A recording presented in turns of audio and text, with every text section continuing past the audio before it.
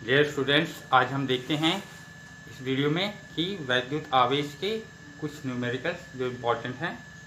तो पहला न्यूमेरिकल है, दो बिंदु आवेश Q1 और Q2 एक दूसरे से 3 मीटर दूर हैं। तो Q1 और Q2 दो आवेश दिए हैं आपको और दोनों के बीच में दूरी कितनी है? 3 मीटर। उन दोनों का कुल आवेश दिया है आपको, दोनों का कुल आवेश कितना है? 20 माइक्रोकूलम। यदि वो दोनों आवेश एक दूसरे को 0.075 न्यूटन के बल से प्रतिकर्षित करते हैं तो दोनों आवेश कितने हैं? दोनों आवेशों का मान कितना है? मतलब दोनों की वैल्यू हमको दिया है, टोटल कितना है उनका? 20 माइक्रोकूलम, और दोनों के बीच में दूरी दिया है।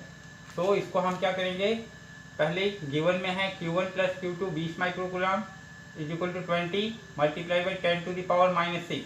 माइक्रो की वैल्यू कितनी होती है? 10 टू द पावर -6 कूलम। अब हम कैलकुलेट करते हैं, जैसा कि हम जानते हैं F बराबर क्या होता है? K Q1 Q2 upon R square is equal to 1/4 epsilon 0। K की वैल्यू क्या है? 1/4 epsilon 0 Q1 Q2 upon R square is equal to 9। इसकी अब 1/4 एप्सिलॉन 0 की क्या वैल्यू है? 9 multiply by 10 to the power 9 Q1 Q2 upon R square. अब ये कितने के बल से आकर प्रतिकर्षित कर रहे हैं?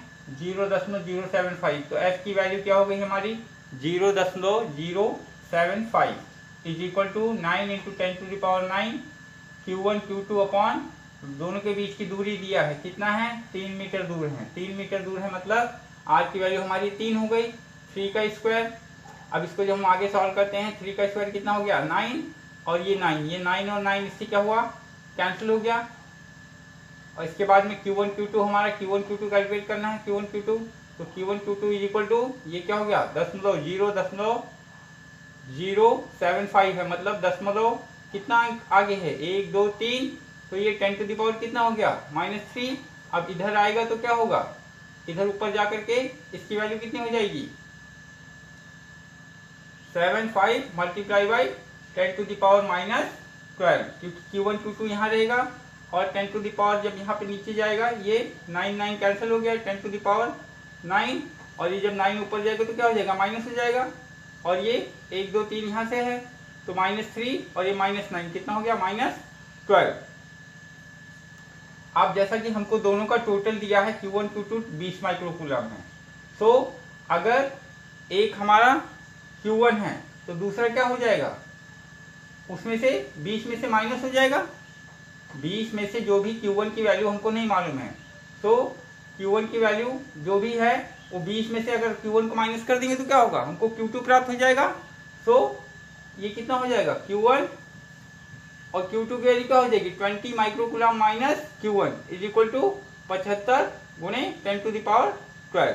अब इसको आगे सॉल्व करते हैं, तो Q1 से Q1 मल्टीप्लाई होगा तो Q1 स्क्वायर माइनस Q1 से 20 इंटू 10 टू पावर -6 मल्टीप्लाई होगा तो 20 माइक्रोकूलम Q1। इसके बाद में इसको जब हम इस तरफ लाएंगे तो ये क्या हो जाएगा? Q1 माइनस में है और ये भी माइनस, ये Q1 ये वाला प्लस में है, तो जब इसको इस तरफ लेके आएंगे तो साइन चेंज हो जाएंगे, तो ये हो जाएगा Q1 square minus 20 microcoulomb Q1 plus 75 into 10 to the power -12 is equal to 0। अब ये जो इक्वेशन हमको मिल रहा है, ये इक्वेशन जो मिल रहा है ये है क्वाड्रेटिक इक्वेशन। क्या है? Quadratic equation. क्वाड्रेटिक इक्वेशन में हम क्या करेंगे? इसके रूट्स पता करेंगे। रूट्स पता करने का फॉर्मूला है Q1 is equal to -b, तो यहाँ पे -20 ये पहले से माइनस माइनस प्लस हो जाएगा, 20 into 10 to the power -6 plus minus √b square -4ac। तो ये b की वैल्यू आपकी ये है, इसका स्क्वायर करोगे तो कितना हो जाएगा? 400 into 10 to the power -12 -4ac। c की वैल्यू कितना है? 75। a की वैल्यू कितनी है? 1। 4 से मल्टीप्लाई करोगे 300 इंटू 10 टू द पावर -12। जब इसको आगे सॉल्व करते हैं अंडर रूट से तो ये कितना हो जाएगा? 100 हो जाएगा। 400 माइनस 300 कितना होगा? 100। तो अंडर रूट के बाहर आएगा कितना? 10, और 10 टू द पावर -6, तो 20 माइक्रोकूलम प्लस माइनस, ये देखिए दोनों आएगा यहाँ पे, प्लस माइनस, एक वैल्यू हम प्लस की लेंगे, एक बार माइनस की लेंगे कैलकुलेट करते समय। तो 20 में से 10 निकालेंगे तो कितना आ जाएगा?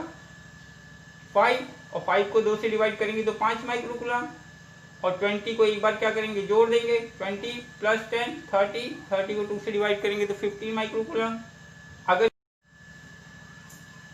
अब दूसरा न्यूमेरिकल, दो स्थिर बिंदु आवेश plus e and plus 4e and plus e एक दूसरे से a दूरी पर है। एक तीसरा बिंदु आवेश कहाँ रखा जाए कि यह साम्यावस्था में रहे। मतलब एक आपका 4e है और दूसरा e है, और दोनों के बीच की दूरी कितनी है, a दूरी पर है। यहाँ से देखिए 4e और e दोनों के बीच की दूरी कितनी है, a दूरी है।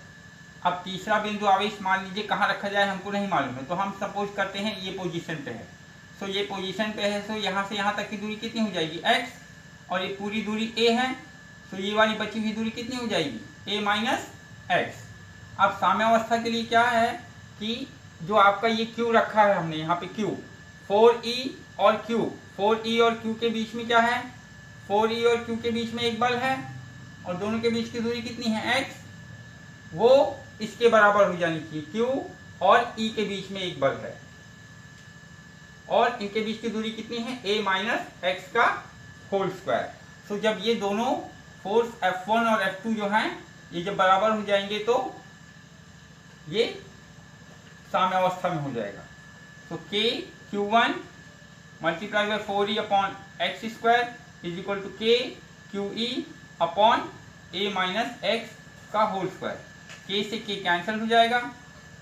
इसके बाद में क्या बचेगा हमारा, 4 अपॉन एक्स स्क्वायर, q भी कैंसिल हो जाएगा, q से q, और e से e कैंसिल हो जाएगा। q upon 4 upon x square is equal to 1 upon a minus x का होल स्क्वायर। अब ये 4 क्या है, 2 का स्क्वायर, तो ये क्या हो जाएगा, 2 अपॉन एक्स का होल स्क्वायर और 1 a माइनस एक्स का होल स्क्वायर। तो होल स्क्वायर से होल स्क्वायर कैंसिल हो जाएगा। क्या बचेगा, 2 upon x is equal two plus minus, square की वैल्यू हो तो दोनों में आएगी प्लस और minus, 1 upon a minus x. अब एक बार हम इसको प्लस लेके कैलकुलेट करेंगे और एक बार इसको माइनस लेके कैलकुलेट करेंगे। तो जब प्लस लेके कैलकुलेट करते हैं 2 upon x is equal to 1 minus 1 upon a minus x, तो उस समय हमारी वैल्यू x की क्या आएगी, 2a/3। अब जब इसको माइनस लेके कैलकुलेट करते हैं तो 2 upon x is equal to minus 1 upon a minus x. इस केस में x की वैल्यू क्या आएगी हमारी, 2a।